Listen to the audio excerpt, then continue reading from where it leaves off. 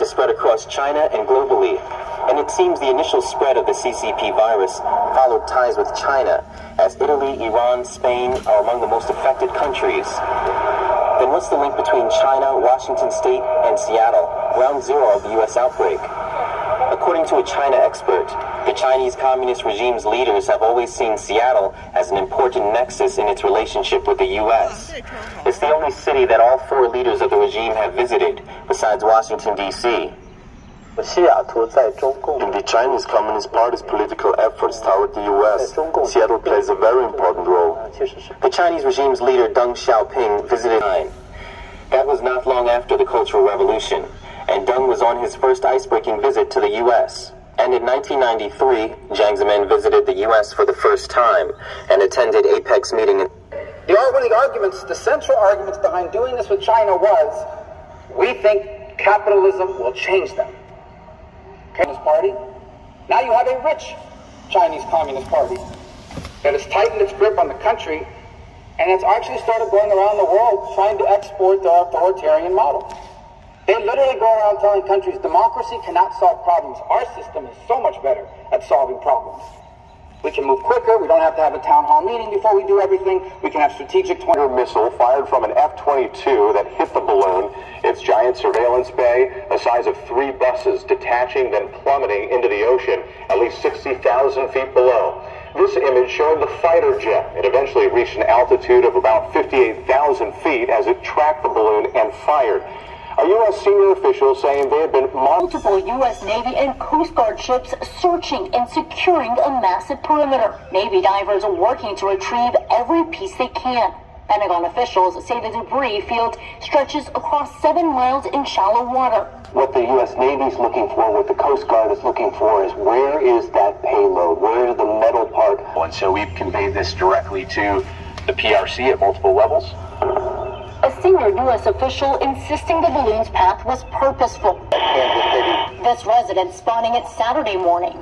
There it is, right above our neighborhood in upstate South Carolina. Just after 1 p.m. Eastern, the operation to take it down getting underway. The FAA temporarily grounding flights for parts of the single missile, roughly 6 nautical miles off Myrtle Beach. We have eyes on the balloon falling. The balloon punctured its payload, plunging 60,000 feet into the Atlantic Ocean. Elwin Lopez joins us now from the Atlantic Ocean, not far from where officials are searching for debris in those choppy conditions we can see. And Elwin, this is not the only spy balloon of its kind. Yeah, well, these are the conditions that the U.S. Coast Guard and the Navy are up against as they search for whatever is left of that massive Chinese balloon. Testify. Well, Senator, like you, I'm very concerned about this. We are aware of the existence of these stations. I have to be careful about discussing our specific investigation into the legal parameters of it.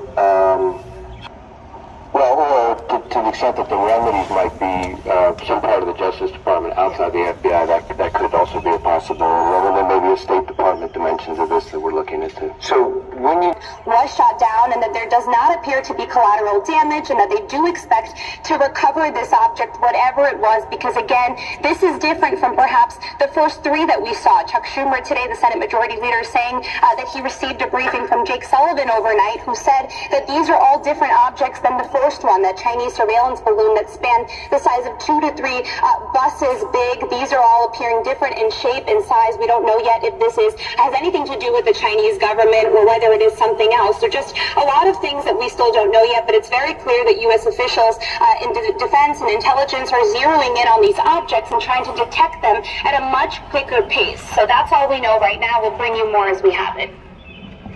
3 years after this deadly pandemic began, no comprehensive and unfettered investigation into pandemic origins has been carried out. Pandemic, China's government has destroyed samples, hidden records, imprisoned brave Chinese journalists, gagged Chinese scientists, actively spread misinformation, and done pretty much everything possible to prevent the kind of unfettered, evidence-based investigation that is so urgently required.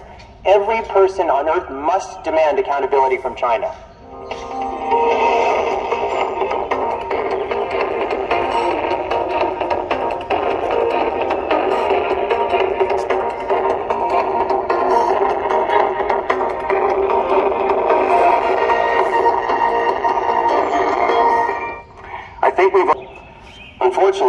question of the origins has been politicized.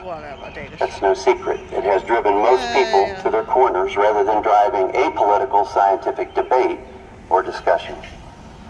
Some say the virus came from nature.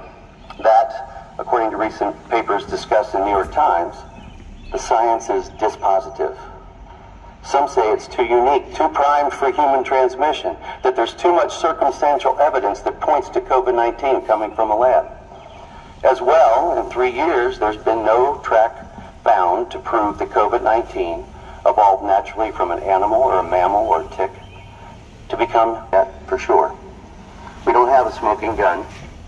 For some reason that we do not yet know. Dr. Francis Collins stated he was more concerned with harm to international harmony than he was with investigating the lab leak.